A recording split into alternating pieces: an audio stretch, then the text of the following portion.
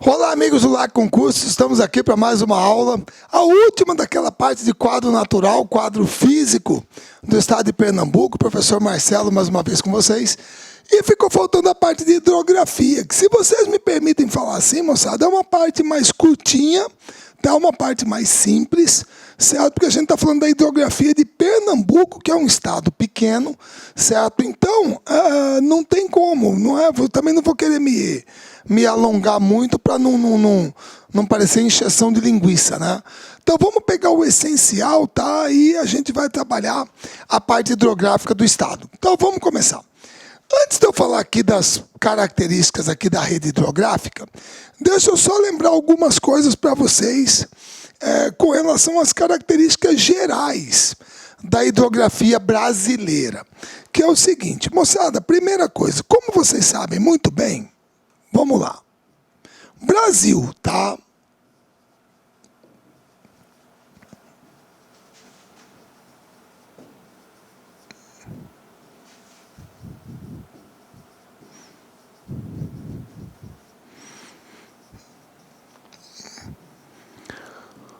Muito bem, moçada. Vocês sabem muito bem que o Brasil é um país rico em rios. É o país que mais tem água doce no mundo, dentro de rio. Em nenhum outro país no mundo tem tanta água doce dentro de rio quanto no Brasil. Só que o país é rico em rios, mas é um país pobre em formações lacustres, certo? Nós somos pobres em formações lacustres, tá? Beleza? Segundo,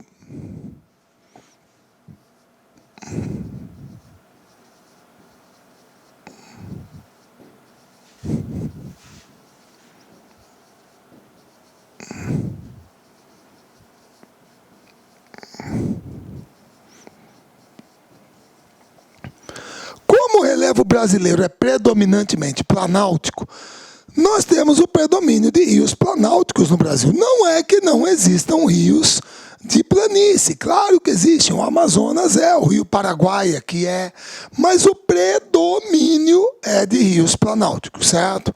Terceiro,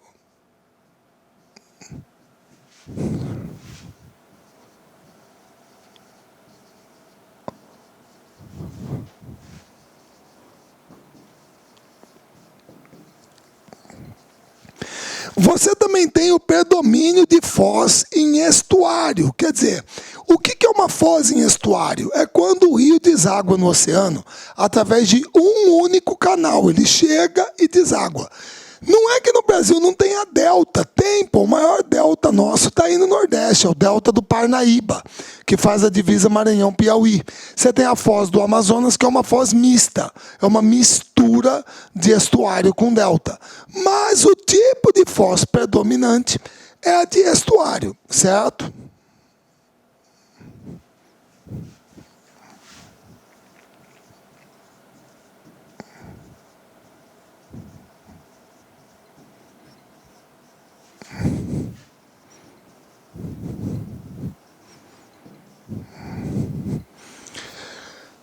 Predomina o regime pluvial tropical, certo? O que é o regime pluvial tropical? Pessoal, como que você compararia, como que você utilizaria a palavra regime para um rio? Ah, Marcelo, já sei, ora, quando o rio está cheio, ele está gordo. Quando ele está seco, ele está magro. Então, o regime de um rio é o ciclo de cheia e seca dele, certo? E a maioria dos rios brasileiros enche porque chove e seca porque para de chover. Então é um regime pluvial tropical. Marcelo, por que tropical? O pluvial é da chuva. Por que tropical? Porque é geralmente uma cheia e uma seca por ano. Uma cheia e uma seca, certo? Esse é o tipo de regime predominante no Brasil, tá? Beleza? Você pega o Amazonas, por exemplo, lá na Cordilheira dos Andes, ele é de regime nival, porque lá a neve derrete, cai nele, ele transborda. Só que aqui no Brasil, ele é pluvial equatorial. Como ele recebe afluentes dos dois hemisférios norte e sul, ele tem 2 cheias por ano. Então, como lá nos Andes, ele é de regime nival, e aqui no Brasil é pluvial equatorial, então o Amazonas é um rio de regime misto. Ele tem os dois, ou complexo, como alguns dizem, certo?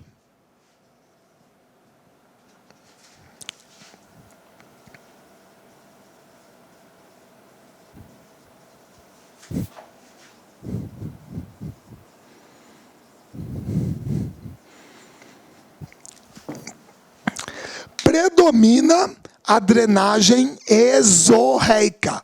Mas sabe o que é drenagem exorreica? Significa que a maioria dos rios brasileiros deságua no oceano.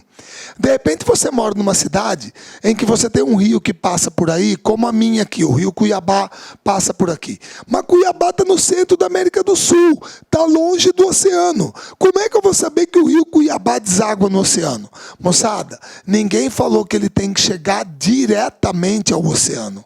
Tá? Eu coloquei aqui as características, certo? Da hidrografia brasileira. Vocês me perdoem, eu vou apagar. Mas eu estou falando aqui que a última é que predominam os rios de drenagem exorreica. Rios que desaguam no mar. Então aí eu vou dar o exemplo.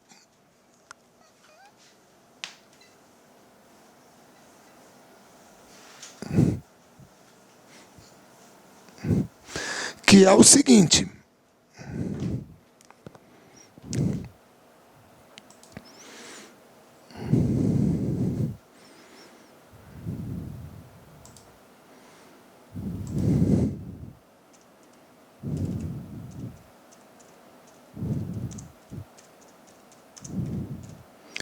Me perdoem o silêncio, né? Mas aqui está um bom exemplo para vocês entenderem o que eu estou falando. Tá? Olha só como é que funciona. Me perdoe que eu vou pegar aqui, ó, tá? Vou ampliar um pouquinho. Pessoal,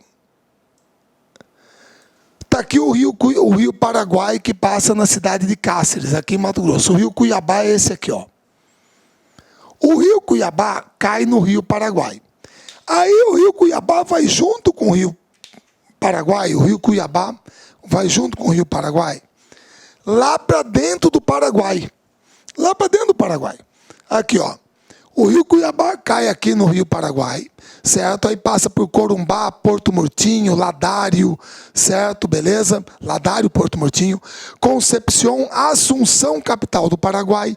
E bem aqui que tem duas cidades argentinas, Resistência e Corrientes. O rio Paraguai se encontra com o rio Paraná. E os dois continuam juntos dentro da Argentina com o nome de Rio Paraná. Certo? Beleza?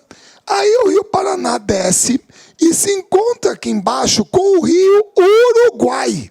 E aí formam aqui o estuário do Rio da Prata. E chegam no oceano. Isso quer dizer que indiretamente, toda água que passa aqui pela capital do estado de Mato Grosso, um dia, ela vai chegar ao Oceano Atlântico. Então, mesmo o rio Cuiabá, estando localizado aqui no centro da América do Sul, ele é de drenagem exorreica. Porque, vamos falar assim, ele chega até o oceano fazendo tabelinha, de forma indireta. Beleza? Ô Marcelo, só uma coisa. E o que seria o contrário de drenagem exorreica? O contrário de drenagem exorreica é drenagem endorreica. É quando o rio deságua em um lago. Então ele deságua dentro do continente. Certo? Então aquelas são características gerais da hidrografia brasileira. Agora olha só.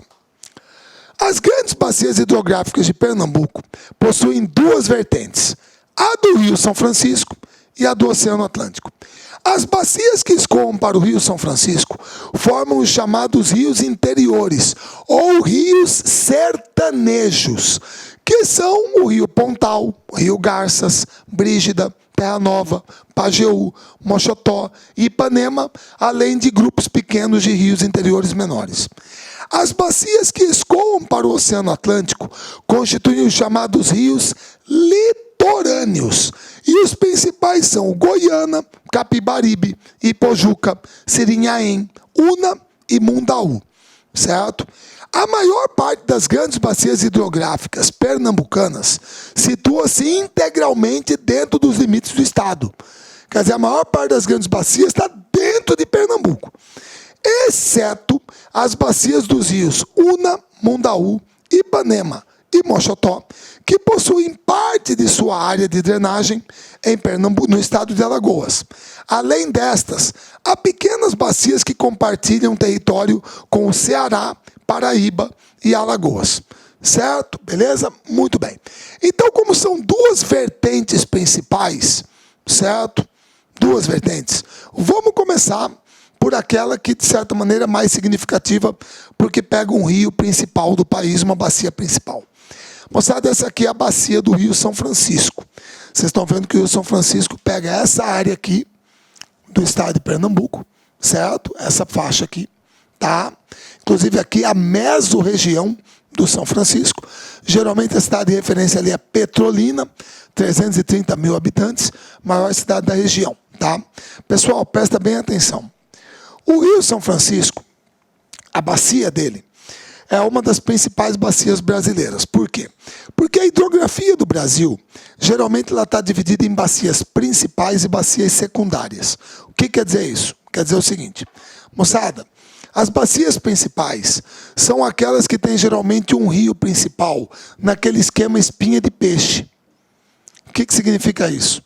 Significa que todo mundo aqui, direta ou indiretamente, cai nele. Cai nele. Então, ele é o rio principal, certo? Então, são 4 grandes bacias principais. Quais são? Amazônica, Platina, Tocantins e São Francisco. A Platina é Paraguai, Paraná, principalmente, e Uruguai. Então, vamos juntar a Platina. E a do São Francisco são 4. Amazônica, Tocantins, Platina, São Francisco. Certo? Olá, meus amigos! Gostou da aula do professor? Professor top de linha, não é isso? Se você gostou, se você quer continuar assistindo essa videoaula até o final, quer fazer o nosso curso completaço e super atualizado para o concurso da Polícia Militar do Estado de Pernambuco, convido você a acessar nosso site, o site lacconcurso.com.br. Lá tem um curso completaço para este concurso pós-edital. Olha só, meus amigos, nosso curso completaço, o investimento é apenas de 10 mensalidades de R$20, prazo de acesso de 100 dias. Durante esse período, você poderá assistir quantas vezes quiser e na hora que desejar. Nós acreditamos muito no nosso curso, acreditamos muito na nossa prestação de serviços, que ano passado e o começo desse ano, nós já lançamos 4 turmas pré-editais. Claro, com a publicação do edital, nós lançamos agora a turma pós-edital. E nós teremos, confirmado, já está disponível para vocês aí, 3 turmas pré-edital. Aliás, pós-edital. Turma 1 começa dia 21, que é o nosso personal coach. Esse personal coach é o estudo e regime de metas, na qual você vai ter todos os dias uma meta de estudos e pode ter certeza, se cumprir essas metas, lá no dia da prova, no dia 29 de maio, você estará competitivo. A turma 2 começa no dia 11/4 e a turma 3 no dia 25/4 é a nossa turma de reta final. Você pode se matricular nesse exato momento que nós já antecipamos a primeira semana de aula para vocês.